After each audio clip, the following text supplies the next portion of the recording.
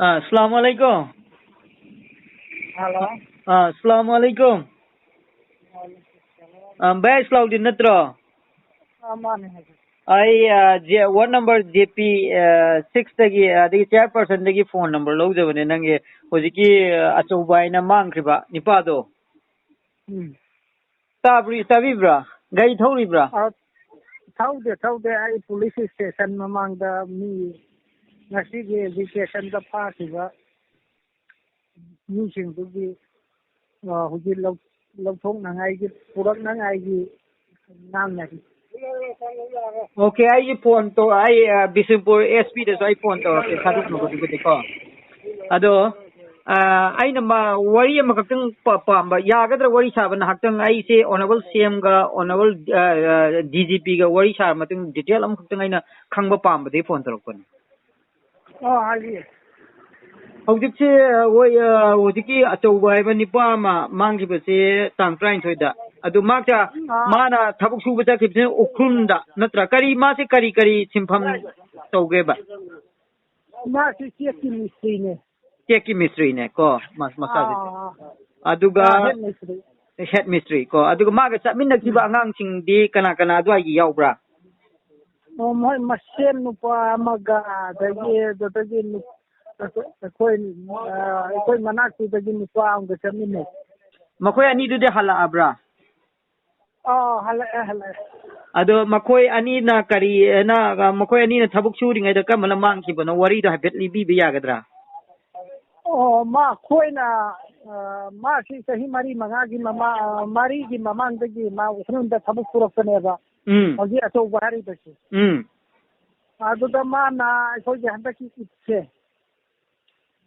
Eid festival से ताबिरा Eid festival की सिदला अमगा जुलाई की तांग 3 सिदा मा अमु उखरुंदा थबुक सुबा चटखिबने कुट फेस्टिवल की छुट्टीदा लागमगा माजे जुलाई की तांग 3 दे चटखिबा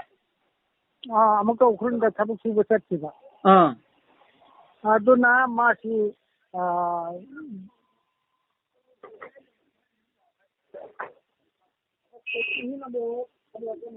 हेलो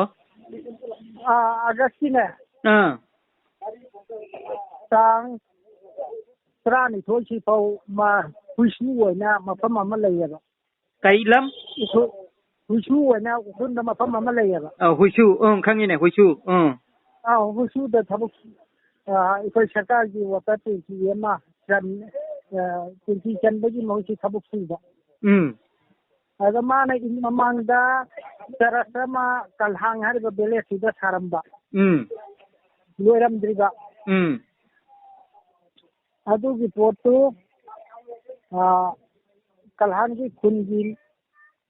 पस्तर कोई चेयरमैन कुसिना लोसिंदबा यारोय 6 मास ममांगदा चंगदबनी 6 मास चंगदोरनी 6 मास ममांगदा लोसनबियो ना हरकदगी माना सिदै चन्मिनबा मिसिंगदोना वाटर टैंकी दु हुसुदो चलहलमगा माना मुक कलहांगदा थोड़ा आगा सरस्तु लोसिनबा लाखनेबा मा मथन खता मासी कलहांगदा अगस्ती तांग 23 से अगस्ती तांग 23 सिगे अयुक पुंग 4:30 स्वाय फौदी मा कलहांग जौरे चाक चारे आइना मागी फैमिलीगा वरी सानरंबा अदुदगी मासे करी तौखबा पोलदो स्विच तौखबा अदुदगी ngasi फौबा लंगला लंजिला मा फौबा ओके होजिकी चार्ज सारिबा मफमदुदगी मासे थबुक सुरिङैदगी स्विच ऑफ तौखिबदगी लंगला लंजि कैम खंगदबा थबुक सुबा नते मासे सुबगी लाइबा निमिसिदा कराइदगी कराइ भौ लाकपदा हुइसुदai कलहांगदा लाकपा हुइसुदगी तलहांगदा तलहांगदा अदो मागा थबुक सुमिन्नबा चमिन्नबा यावबा मसे नुपा दगी अनीदुदी यावद्रबा अनीदुदी हुइसुदा थबुक सोहलंबा हुइसु थबुक सोहलंबा ओके अदुदगी माना हुइसुदगी तलहांग लाकपदा मागी मोबाइल स्विच ऑफ तौखिबदगी खंगद्रेबा Okay, details. Yam nungay bag wari chaba adubo makha tana adudagi magi photo ne tabra magi photo si ai WhatsApp yawne ba ko ai WhatsApp si da magi photo aduga nang ne iningba detail do khara mana kuisu dagi kai hudiki lam do kai ba talha kuisudagi talha lakpa lambi sida gi mangkim na haibin detail do amtang ibir pa yagadra adu ke lambi tan ke mang ri talhang se si eura ame ba eura aga ma talhang si da sa chare aina mai nu da phone eura ame ba adu tagi mana krunda muka husugi dikata se si sina paisa lupa lising kun ma hujiki dikata se krunda laiba ada ukun taunda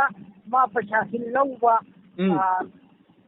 kalhang dagi sakki bane ba sakki bagi lambi marak sidane ba ukun ga kalhang dagi marak sidane ba ma mangna ukun dagi na talhang phogi lambi sida natra si manung sidane ba mangna okay magi photo do amta thuna thabirak pa yagla yam thuna adu ma te ai photo charo ai ke ngasi ban tawdu da nganu khara ba yaw ki magi photo amma adu budai thadu halage ai hudi SP da ai haige kai Bisimpur SP sir Heroji tai phone tawbirage bako mi ke anu phajal ise tara ka humdoi tarau humdoi adu ne nakoi jo ban tawrami na nauri na ka pore mi ki mami ta pale emu mami to tang bra khangdre unconscious ta leiri huje doctor da sijada mane adu ni se amna nungai te khoisu yamna nungai tre nungai tabuna ma morga khoi ki som dagi adu na IS adum payu ko ISP de phone tawgi ko adum payu ai lola ro je ko lola kano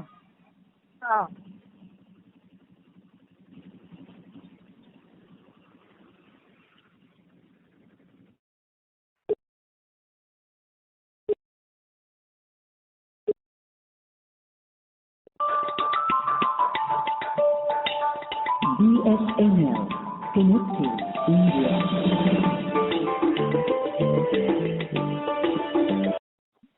Mansu. Brother. Hello. Brother, I brother khamane. I know the moji adudala moy thadok piu hai mafam da laiba kangbu unga wari sare ba detail aina fazana lawre ba ko moji bo kamana tawdana noina karibagi tawrina kaptana kaidorimo mi police ko aga sumana na laikan raga leire mamitang bi phibam da leire and aina su sawer me ba do burgi side gi mokoi sing do thadok pagi wakal kai leibagi aduna ni khangni ko ndru Mansu ka ise honorable MLA ka to meeting ko to le ko no. Oh, perfect. Thank you, brother.